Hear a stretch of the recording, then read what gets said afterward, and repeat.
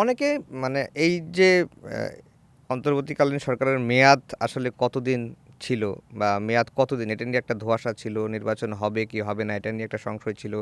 তফসিল ঘোষণার পরে সেটি অনেকটা কেটে গেছে। তারপরেও রাজনৈতিক নেতাদের নানা বক্তব্যের কারণে মানুষের মধ্যে এখনও কিন্তু প্রশ্নটা আছে।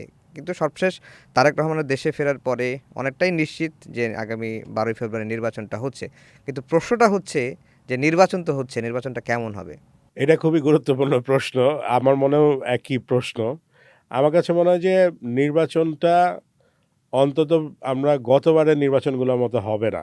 এই হুম, আশা আমরা করতে পারি। গতবার অনেকগুলো নির্বাচনে আমরা যখন দেখেছি যে পুলিশ আপনার আগের রাতে ব্যালট পেপার স্টাফ করে দিয়ে রাখছে। হুম। মানুষ ভোট কেন্দ্রে যেয়ে দেখছে যে ভোট দিতে পারছে না।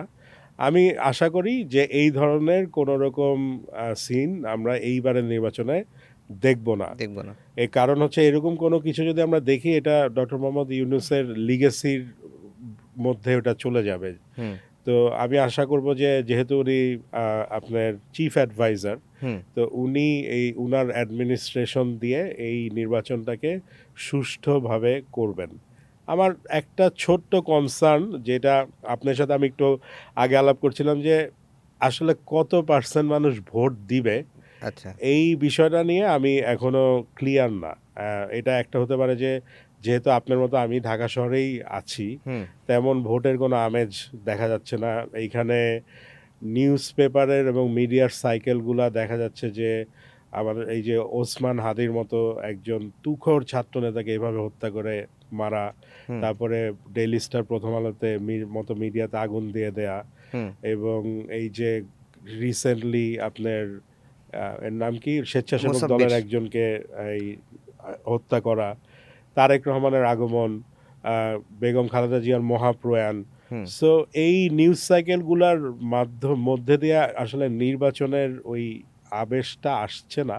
কিন্তু আমি এবং আশা করছি যে মিডিয়াগুলো চেষ্টা করছে কিন্তু ফিলটা ক্রিয়েট করাতে পারছে ফিল্ডটা না। ক্রিয়েট করতে পারছে না এবং তারপরেও তো কিছু শঙ্কা আছেই। হুম, আপনার নির্বাচনের সহিংসতা হতে পারে আগে এবং নির্বাচনের দিন বলে অনেক বিশ্লেষক মনে করছেন। আপনি দেখেছেন যে বিএনপির একজন নেতা মিডিয়াতে এসে বলেছেন যে উনি বুলেট প্রুফ জ্যাকেট পরে ঘুরছেন।